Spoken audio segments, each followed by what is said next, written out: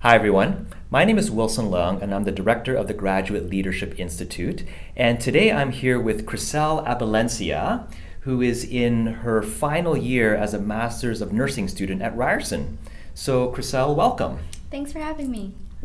Now, Krisel, on the recent Grad Talks event, you were one of the facilitators, and I wanted to just ask you a few questions about that evening. One of the themes that came up that evening was the idea of inspire with story. And this was the whole idea of how our personal story relates to and informs our graduate studies. So I was wondering if you could tell us how your personal journey relates to who you are and what you do in your grad studies. Right, so I was born and raised in the Philippines, and I had immigrated to Canada with my family. And so coming here, I really went through the whole post-migration settlement experience, and it was, I became really curious about what it really meant to integrate into this multicultural society and grappling with experiences of social exclusion and racism and sexism kind of for the first time in my life.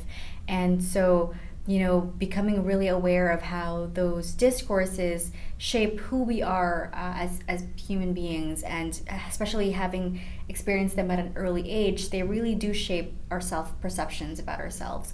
And so I became really interested in how experiences of social exclusion shape identity construction and mental health outcomes.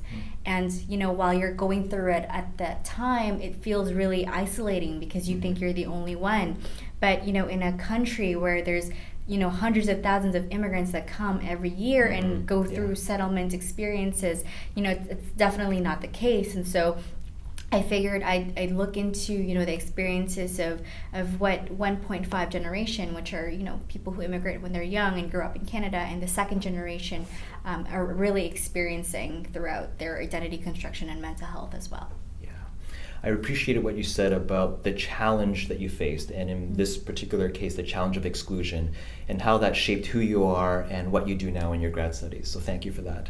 Yeah.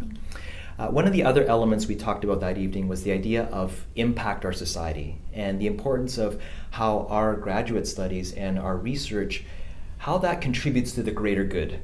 That we're not here, at Ryerson just to do a project or just to get extra credentials, but really it's about how does our research make a positive difference in society. So can you tell us a little bit about how your research and your scholarly work, how that impacts society? I think, grad school really gives you the time and the space to follow down curiosities and interrogate, lines of thinking. And for me, I was really interested in deconstructing this notion of culture. What does culture really mean? Mm-hmm. And so, a lot of the research out there about the mental health of Asians, a lot of scholars ascribe their mental health outcomes to their Asian culture. And Asian culture is portrayed to be something that is very authoritative and very patriarchal, very controlling and restrictive. And for me, I was just very uncomfortable with that because it just perpetuated, more stereotypes.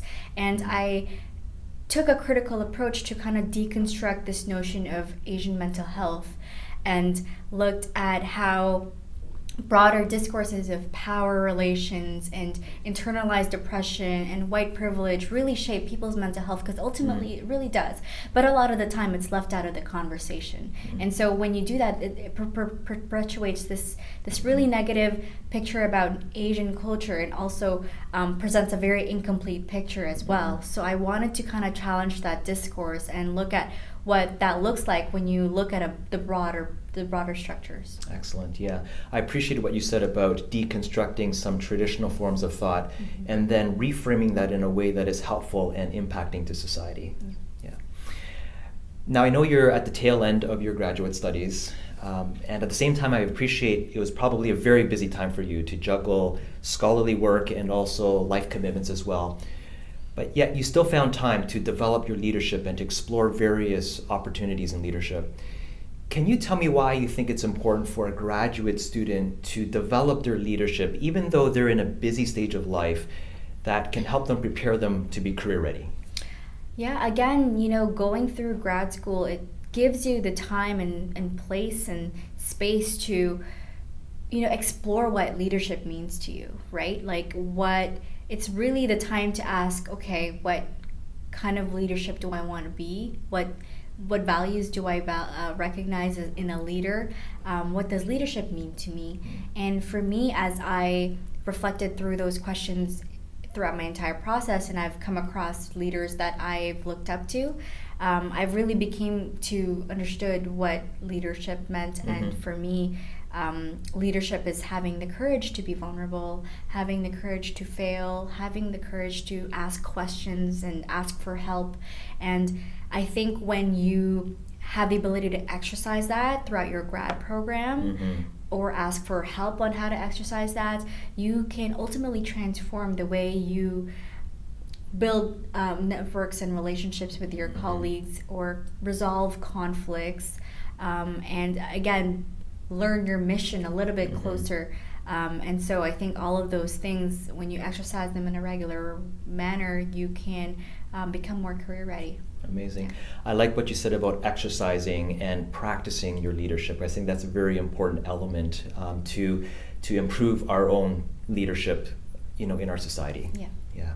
Well, Krisel, thank you so much for being with us today. We really appreciate that. Thank you for sharing your story on your graduate studies and how that impacts your personal story and our society. Thanks for inviting me. For all the grad students, I just hope that Krisel's story was inspiring to you today about being a difference maker. And I hope that you will take the time to just think about your grad studies and how that relates to your personal story and how that impacts our society. And remember to invest in your leadership. That's probably one of the biggest and most important investments that you can make. And please check out the Graduate Leadership Institute. There are many resources there to support you and help you to develop your leadership. Hope to connect with you soon.